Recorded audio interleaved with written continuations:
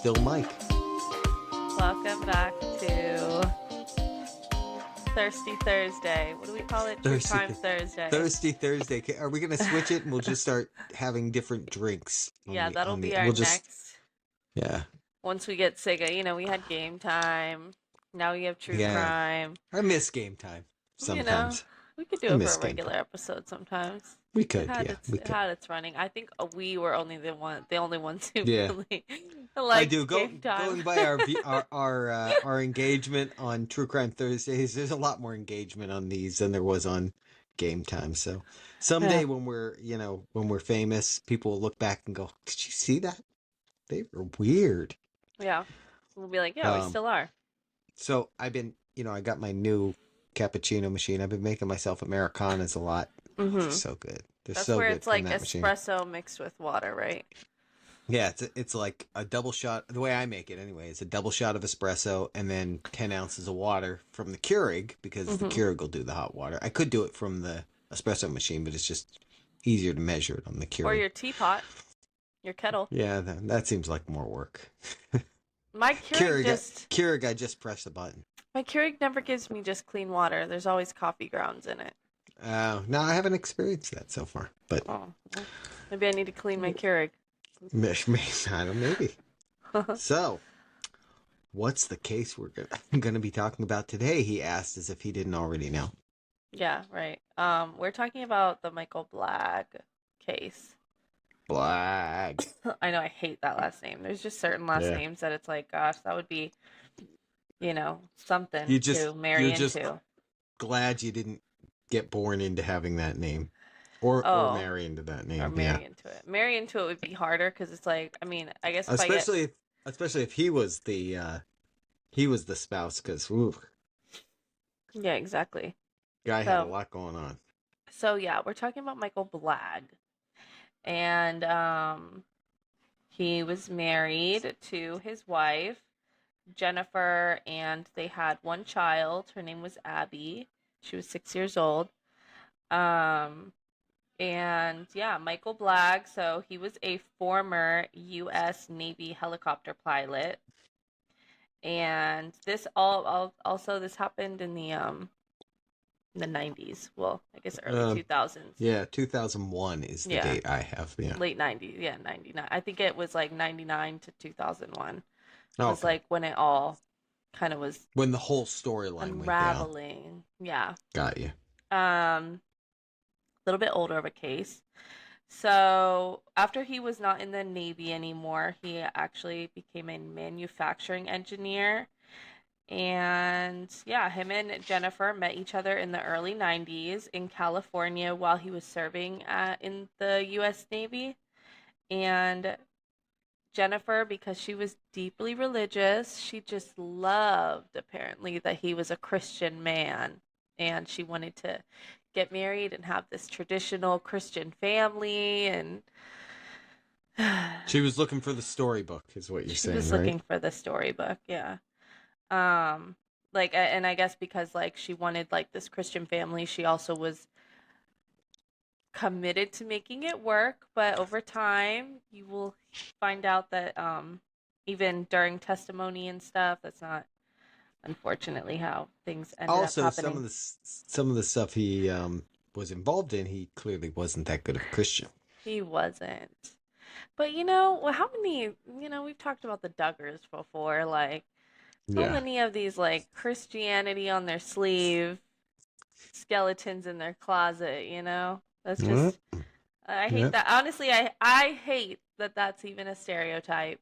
You know what I mean? Yeah. I hate that it's even a thing of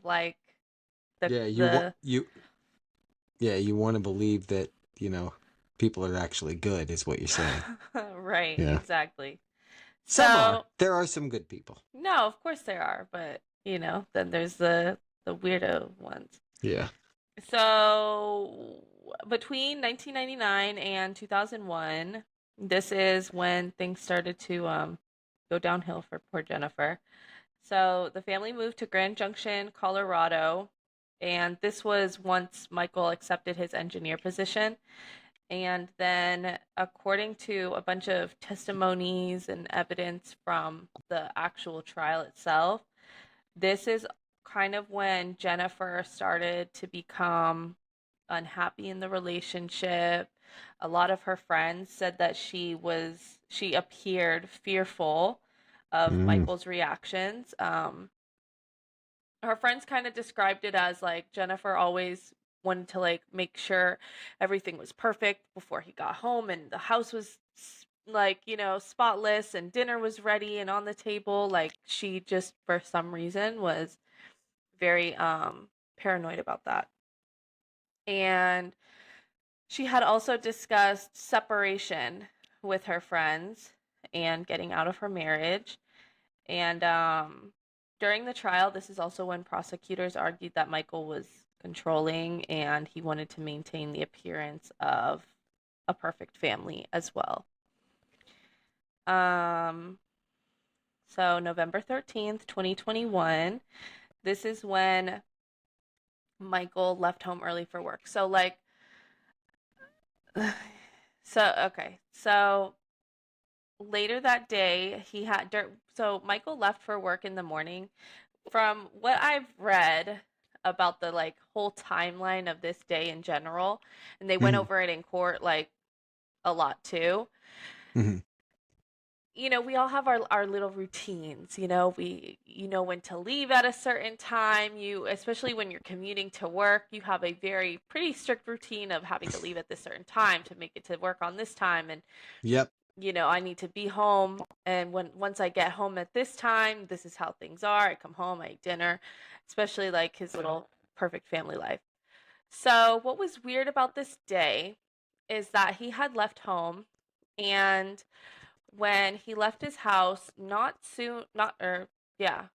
long after he left, he had texted Jennifer something like, "Good morning, my beautiful wife. I hope you have the most perfect day."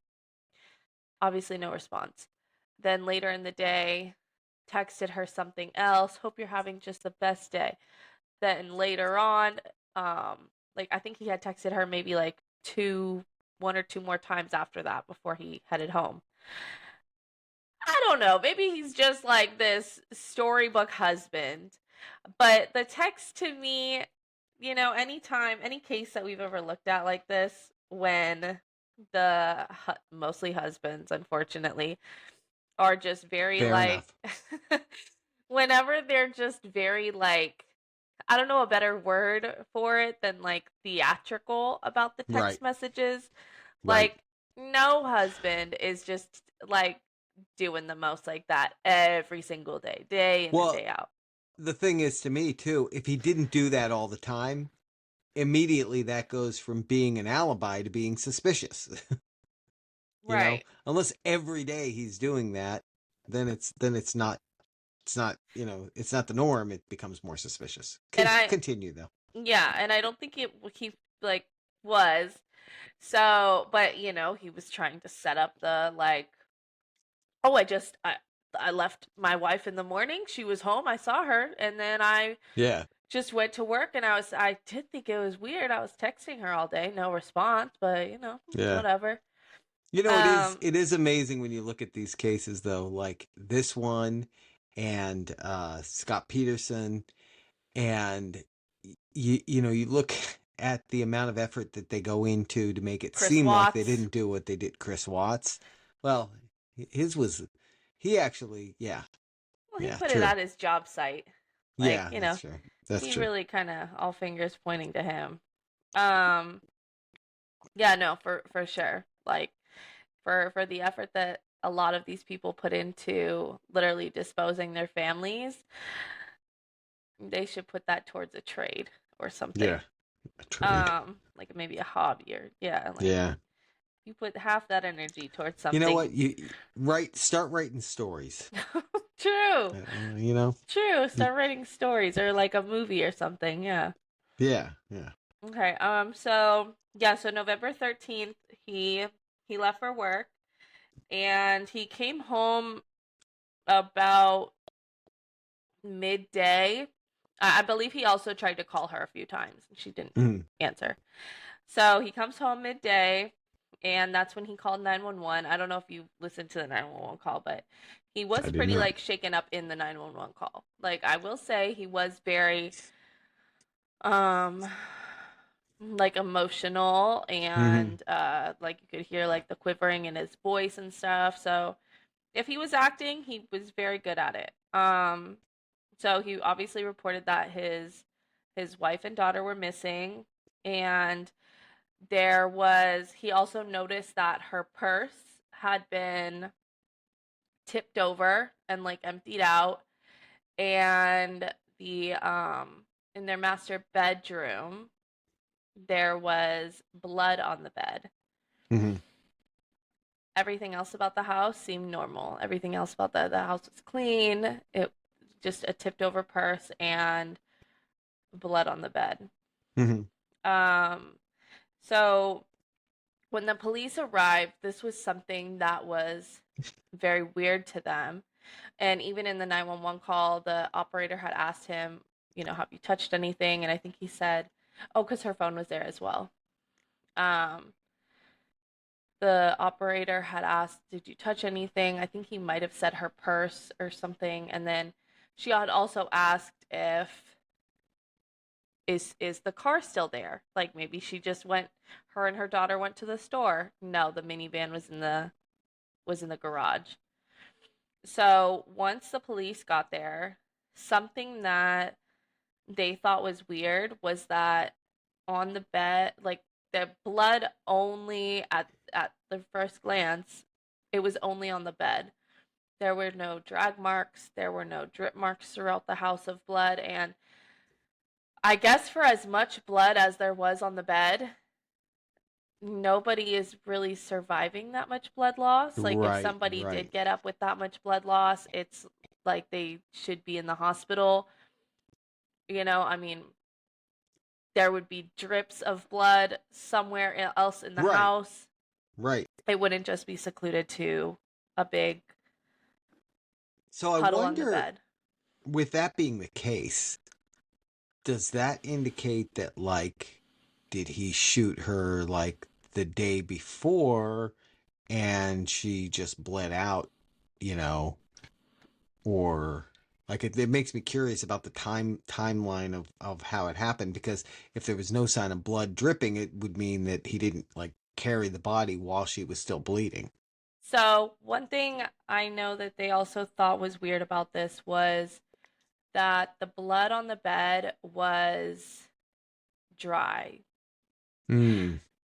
And the thing is, again, like, he wasn't an immediate suspect, by the way. They weren't, the husband's always kind of a suspect, but he wasn't, it wasn't like initially all fingers pointing to Michael. So, but there were weird things that were confusing them, I guess. Hmm. Um, they couldn't really point it to Michael too just off the bat because there was no murder weapon, there was no body, and even so the blood was dried on the bed. That's kind of also what made them side eye him a little bit because he had said he saw her that morning. I Right. woke up this morning for work. I said goodbye to Jennifer. Abby was still sleeping in her bed, and then I went to work. So, and he had also, remember, texted her shortly after leaving the house to go to work. So, it's kind of a fuzzy timeline of if somebody were to break in your house and kill your wife and you came home midday, there wouldn't just be this whole like only blood spot Right. on your bed and that's it, and where's the little girl, and Right.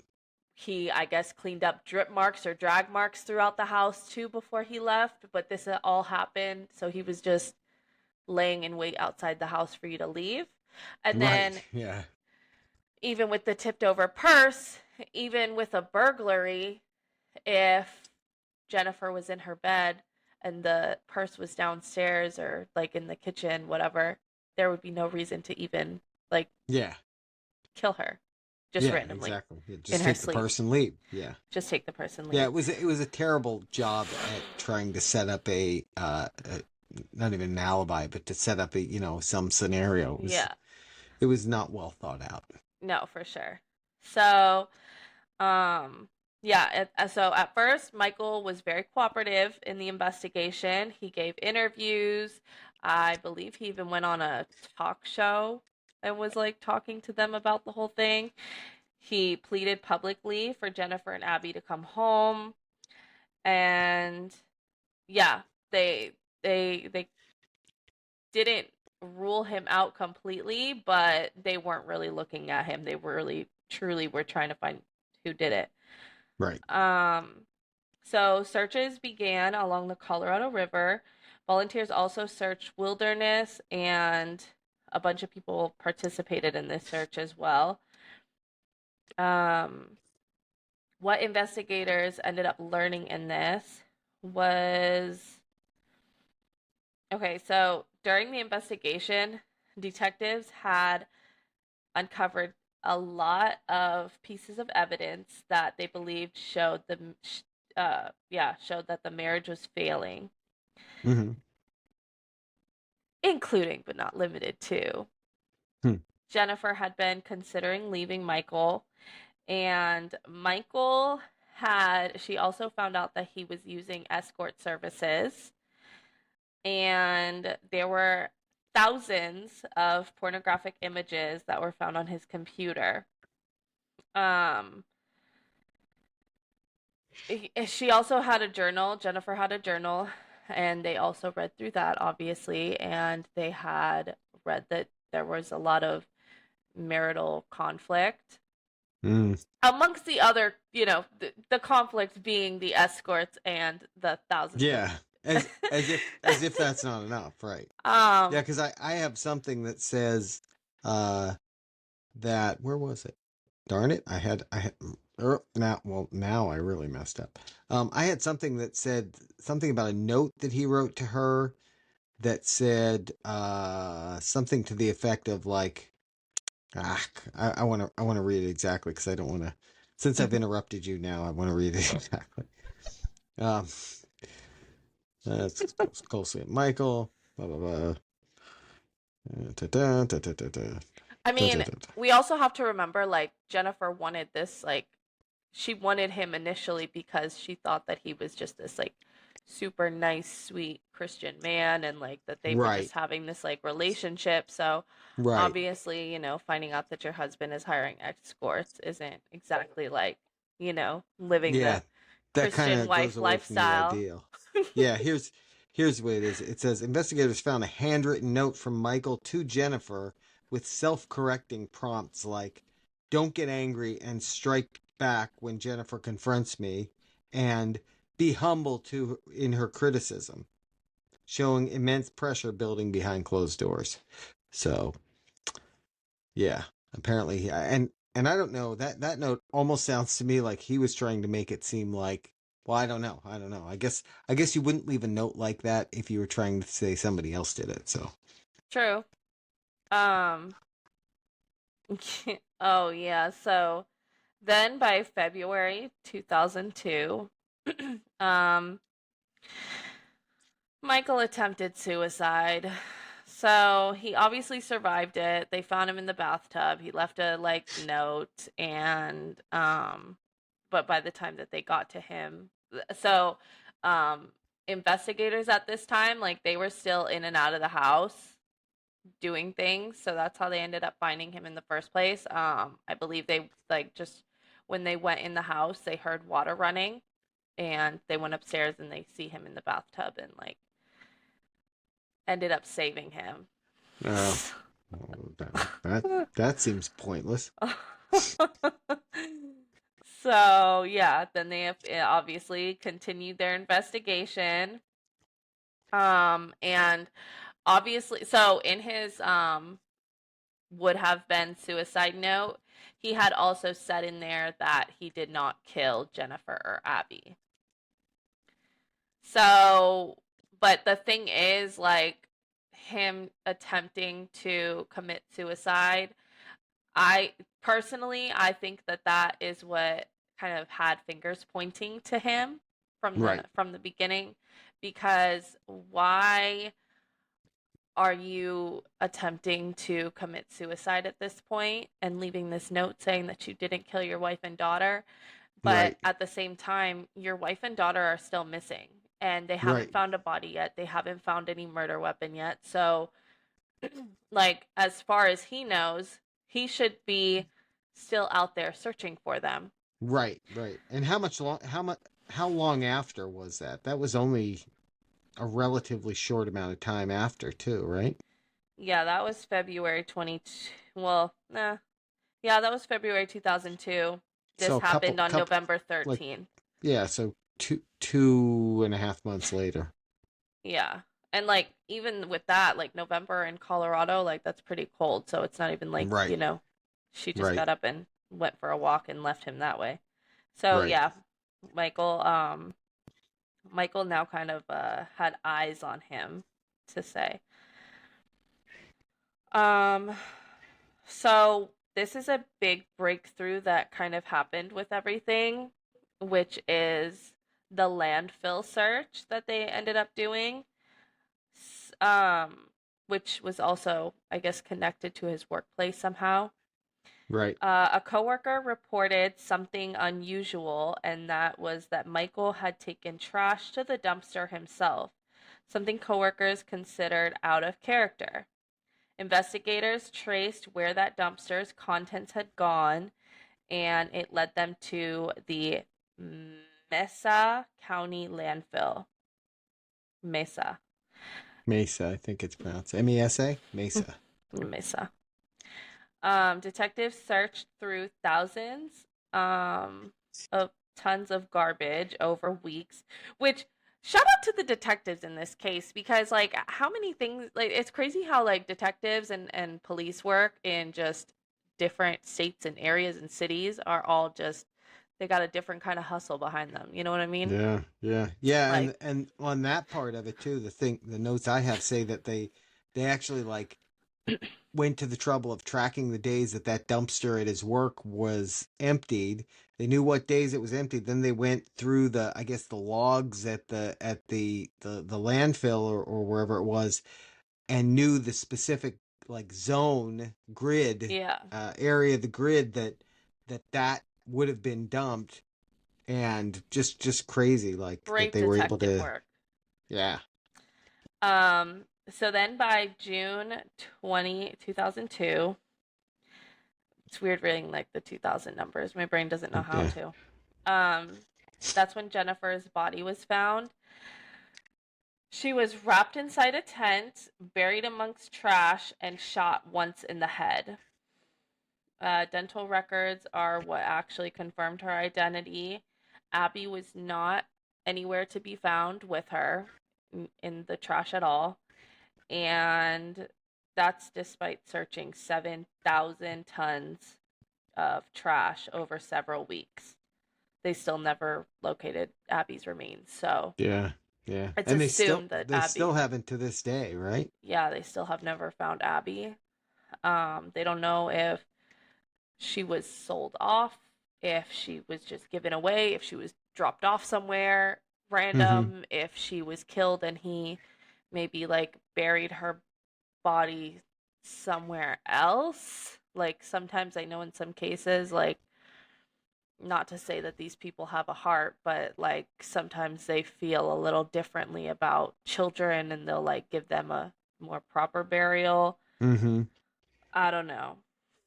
Um, so within hours of identifying Jennifer's body, that's when Michael was arrested in Georgia Then and he had gone to Georgia abruptly when he heard that they were doing the landfill search. So he knew the jig was up. you don't look guilty at all, Michael. Michael said, "Let me get out of here." Yeah, so he was charged with first degree murder, also abuse of a corpse, and theft related charges connected to the disposal of evidence.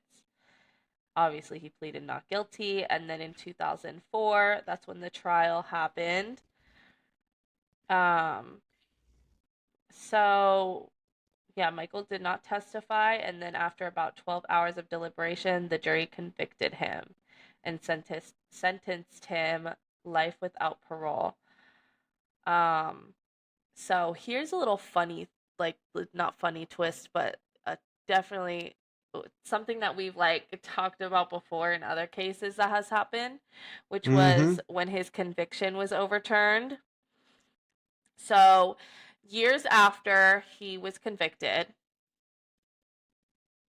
a juror admitted facts that had not been disclosed during the jury selection, which was that basically a jury lied on their initial interview that I think it was that they never It's a experienced domestic violence or Yeah, something. it says she hid the fact that she was a victim of domestic violence. So I don't know Yeah. what the question was, but that's why it was overturned. Yeah. So because that happened, um the case got overturned. That doesn't mean that Michael is just, a free man, but they did need to go through the whole trial again, get a new jury. I know at this point Jennifer's family in certain interviews they were saying that they were nervous because they were like, now what if this jury says he's not guilty? Right. But spoiler alert, guys, he was um convicted Convicted. again. Yeah. Yeah, he was What's guilty. crazy to me is that So he got guilty twice. yeah, which means you really did it. Just Um, really did it. it took 4 years though. It was twenty Yeah. fourteen was when it was overturned. It wasn't the second trial didn't happen until 2018, which is just that's insane to me. This is already a case that was at that point 14 years old. Mhm. And I mean, I guess they're like, well, you know, what's another 4 years? Like you do see a lot of that stuff and it makes you think, like, why does it take that long? Yeah. I mean, they had the whole case, like the the prosecution had their whole case. They had a really solid case. The defense knew everything that they were going to know. I guess in the new trial they tried to pin the crime on some Canadian sex offender, Oh yeah. which is just like grasping at straws, I guess. But it's just that I just saw that and I'm like, why 4 years later? Like, I feel like that's the kind of thing where it should be like, okay, well, we're going to schedule the new trial then. And I don't know. Mhm. Well, something else they ended up finding later on was that they also, when they looked in when they checked the minivan in the garage, they had also found drops of blood in the minivan as well. Oh, So at that point, and this was like before, they checked the trash or anything like that, obviously, and even at that point, they're like, so if somebody would have had to break in, kill Jennifer, put her body in the van, clean up the drops on the way from the bedroom to the van, drive her somewhere, drop her off, then bring the minivan back and leave. All yeah, within like the moment that he that's, left for work and he texted, yeah. come on. So, I mean, I guess you only have to get one juror who won't agree to guilty, but that's, yeah. yeah. Um and yeah, obviously Abby's body has never been found. Um I guess the investigators do assume that she is also dead, that she died the same day that Jennifer did. Um, there were also a lot of talks that they believe what had happened was when he got home from work the day prior, that when Jennifer was asleep, he shot her in the head. And from what they Uh, say, like from I guess like looking at it and the angle of the shot and all that stuff, they said that she probably had no idea what happened. oh, wow. Like no pain, nothing like that. So I mean, if Yeah. anything, not that it's comforting at all, but Yeah. But if, Um, yeah. Yeah. so yeah, and then he handled all of that overnight, Yeah. I believe. Yeah. Which would make sense again because of the dried blood Or I guess in the aspect of it. morning, maybe in the morning when he went to work. I Yeah, guess he could have. he must have done something overnight though, because like he, when he went to work, he already had, you know, I'm assuming he had her body in his car, wrapped in a tent that was a family, that was their tent. Um, Yeah. so, but because of the whole thing of the co-workers mentioning about him going to the dumpster to throw out garbage, that he had, that was probably when he was doing it, I assume, unless he had done it the night before and he went there to throw out garbage because he wanted to see if it was still there, My something like that. assumption is that he did it overnight and just took her body to work with him. Yeah, yeah. Okay, But, so you that's what I know, was suggesting too. Yeah. the only Um, strange thing about that is like he at some point would have also had to do something to Abby. So that's right, kind of right, the fuzzy right. fuzzy part Yeah, that everyone's questioning. yeah, yeah. Because I mean, the easy assumption would be that she would have been in the same, you know, if he killed her, she'd be in the same dumpster. But Yeah.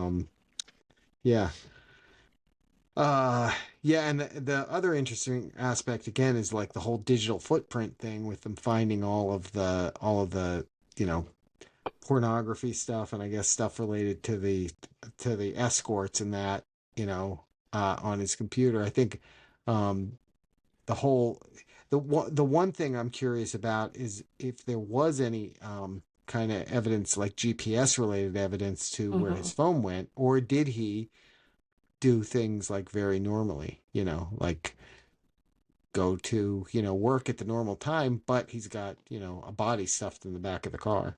Yeah, I think that's what it more was. But So the the minivan, though, you said had blood in it. hmm. So that's interesting, because Mm. if that's not the vehicle he took to work, like, when, why was there blood in there? Well, we don't know. Right.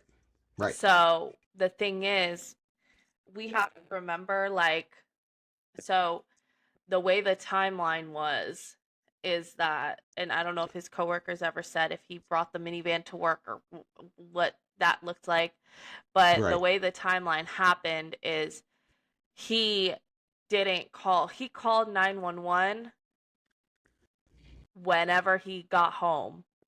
Right. You know Or what I when he mean? says he got home. When he says he got home. Right. So I think he definitely went to work that day, but and he might have taken a half day or whatever. But let's be honest, he's not going home and calling 911 when he's not ready for that to happen. So he could Right. have Right. taken the minivan to work, and that, not to call him smart, but I guess that would have been smarter because they Right. maybe he assumed that they would be more likely to look in his car, and he didn't want Right. her blood in his car because that's a bad Right. look. Right. So True. he gets home from work in the minivan, pulls that thing in the garage, calls 911. Right. Boom, Yeah, that bam. that would make sense. Yeah. It's also interesting though, with, like, obviously with all the blood they found in the bed was Jennifer's, that they didn't find any evidence of what happened to Abby, because Yeah. let's face it, he was kind of sloppy about how he did it, the fact that there was blood in the minivan. Um so it really makes you question, like, what could have happened, Well, to and her. they did say that when they were searching the house in Abby's room, they had found her clothes laid out for school still. Mm, Like her clothes laid out for school from the morning or the night prior. from right, right. Wow. So, yeah, so sad. Yeah, very sad, very sad. And it also says that the final appeal happened just last year, or not last Mhm. year. Wow, this is 2026. In 2023, it happened. Basically, the final appeal upheld the conviction um, on June 29th of 2023. So yeah, he's got a life sentence, and he's keeping his life sentence. There will be no overturning of it at this point. So that's good. Yeah, and it makes me wonder, like, somebody like him whose, daughter is still missing. I don't know, maybe because he knows like where she is and what actually happened to her, like he's fine Right. just keeping that between him and To God. himself. Yeah, yeah. But I feel like sometimes too when these criminals like you already have life in jail and prison, Yeah. like why wouldn't Just he admit it. confess where Abby Well, is? Or I if don't it's like a know what power thing. yeah, I don't know what the laws are in Colorado. But because she was a child, that could be maybe death penalty eligible. That's the only thing I can Mm, imagine because they can still try him for that. Yeah, he's in jail for the rest of his life, but if he gets that conviction, it could be death penalty. And that's the only thing I true. can imagine. Um, Yeah. but I agree, like just admit it, like just admit what you did. Mhm. Um, because I guess what she was 2001, so that would mean she's 20. Yeah, she was 6 then, and it's 2001, 25 years later, she would be 31. So Jeez. she would be a full grown adult. If somehow he did give her away to somebody, she is a full grown adult now. Yeah. And I would think a 6-year old, like, would have enough of a memory of things around them. You know what I mean? Maybe not. Maybe not. I don't remember much from when I was 6. I mean, that's when your brain starts having memories. I think that's like definitely something traumatic enough. But like, Yeah. I don't know. Also, when they say when you go through super traumatic situations that your brain almost like blocks Yeah. certain situations out. Yeah. So Yeah. who Well, and I knows? feel like, if he did like sell her or give her away, she would just remember that she was adopted when she was 6. Like that would Hmm. probably be the memory that she would have.